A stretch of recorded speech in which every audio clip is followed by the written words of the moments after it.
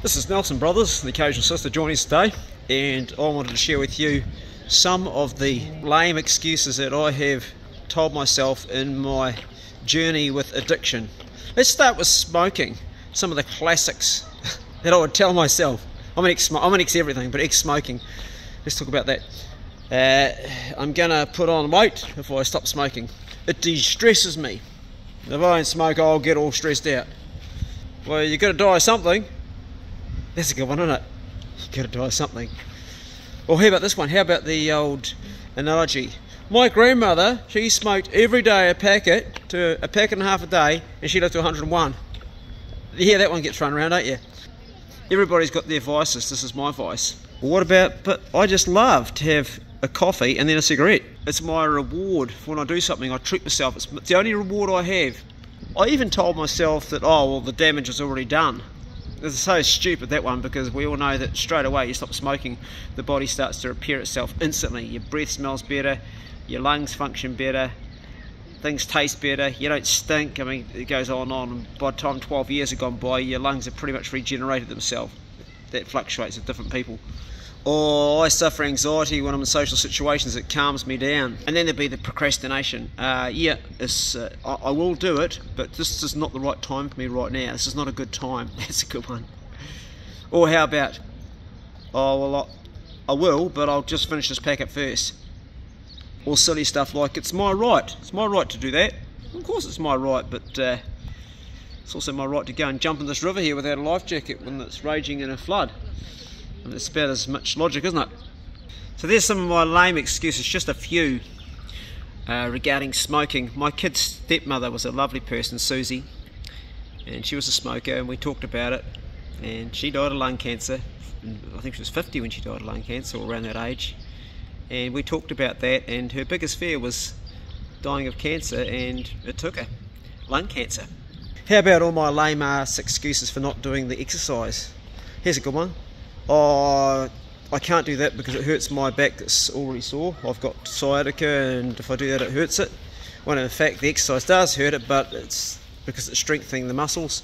Or what about, oh no, running's actually not good for you, it's proven. Well yeah, it is if you do excessive running, but a little bit's good for you. I would say that injury is up there.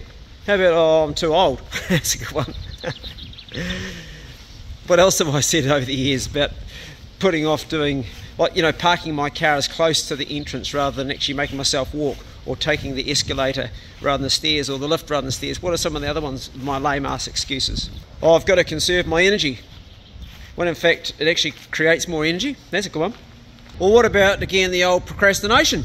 Yeah, no, I will join up with the gym, and I will start running. I'll put that next week, I'll kick that in the guts and we'll get straight into it. Yeah.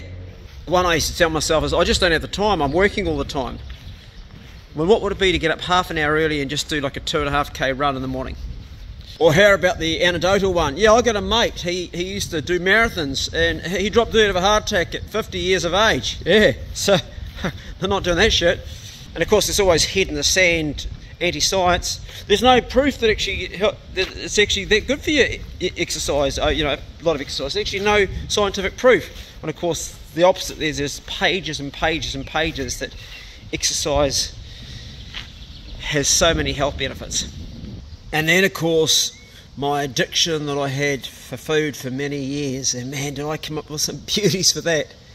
Because I was ashamed of the fact that I had a sugar addiction for a long time, and I used to buy a packet of snakes. I used to buy them for the young fellas I'd take out in the truck hunting. That was kind of like, well, these are for the young fellas. And I used to rock up to the Foursquare in Marpura and say, yeah, a packet of snakes, and it's for the kids. I'd actually tell, oh, we're going to grab a couple, they've been good. Well, I would consume a whole packet myself, and then I would hide the packet. I'd hide the packet so no one seen when gone. That's how much I was consuming. In total denial, actually, the problem. And much the same as cigarettes, there was always the thing, well, you know, everybody's got their vices, and I like ice cream, that's mine. When in fact it was ice cream, waffles, donuts, pancakes, crumpets, lots of refined carbohydrates. But no, there's the one thing, yeah, that's my bad thing. Like, again, putting your head in the sand, I was a classic at that. I was a master of denial. I was so much in denial I didn't even know I was in denial. Like, I didn't even know I was denying I didn't even know I was making it up. It was on autopilot. I'd fool myself. Really, really, really good at that. It didn't matter. I'd stand on the scales and see that I was about 10 kg overweight, and then I felt like shit every morning when I woke up. That wasn't enough. It was just like, no, that can't be the food. It's genetic. And of course, saying that something's genetic when in fact it's just the food you're putting in your mouth that's turning the genes on is the reality.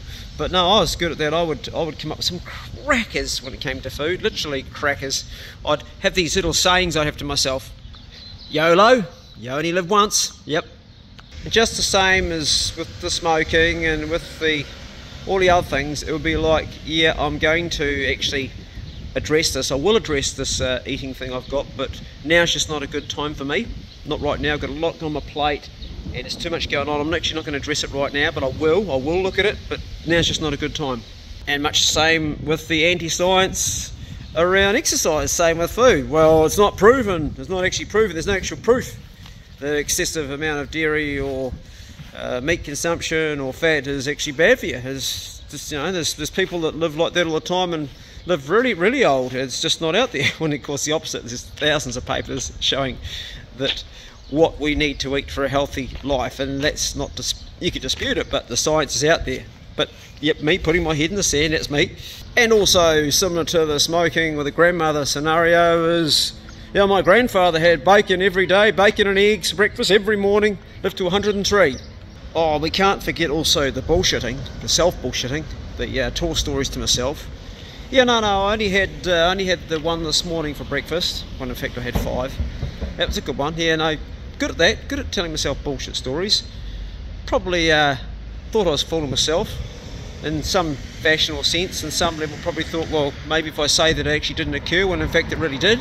It's called not only denial, but slightly being demented, isn't it really? It's a demented thought pattern. Yeah, no, I only had the one drink when I had the 4 whiskies that night. Oh yeah, I was good at that too.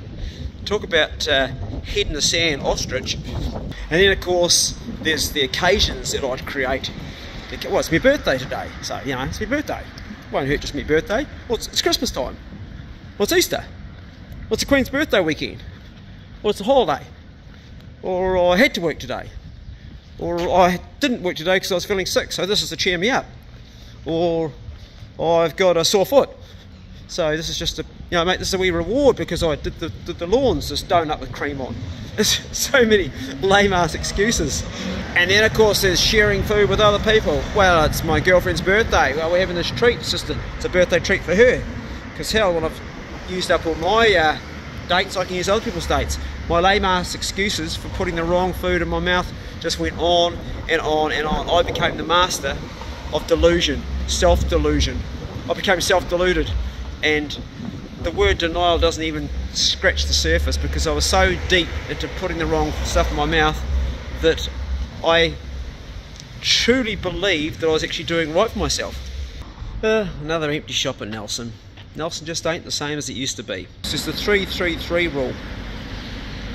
The first three days is the hardest. If you're going to fail at what you're doing, whether it's cigarettes or food or whatever it is, the first 3 days are the hardest. Then you've got the 3 weeks. If you get to 3 weeks, you're doing really well. And then 3 months. If you can get past 3 months, then you've got it in the bag. And for me, with food particularly, it was getting past that 3-month stage. So just break it up into increments. Say, I've got just 3 days to get through first, and then after that, righto, we did the 3 days, pat yourself on the back and go and treat yourself to something that's healthy. If it's a food addiction, then go out and have a meal somewhere in a place where you know they're going to serve whole food, healthy tucker that's in your list of things that are good, that you know are good for you. And then aim for the 3 weeks. Anyway, these are only my thoughts on the topic, and from my experiences, everybody's got their own journey. I have not walked even a kilometre in your shoes, so I don't know what it is that makes you addicted to what you are, and maybe you can take something from my story that helps you, but that's up to each and every one of us. We're all free, we've all got the freedom. And it's the beautiful thing about life, we've got freedom. Freedom to absolutely shine and be the best we can, or to fall down. And as I said in my previous video, when bad things happen to us men, and women too, it either breaks us, it makes us do these crazy ass things and become a worse version of ourselves, or it makes us into the men that we really are, or the woman we are too. Go steady, brothers and the occasional sister. I'm going to finish my coffee and I'm going to head back to the BMG store where I'm getting some rock sliders to put on my Land Cruiser. See you later. Actually, I'm going to go into Department of Conservation because I was in the bush yesterday and I got a little bit uncertain of whether I was allowed to hunt there or not, so I'm going to go and clear that one up right now. See ya.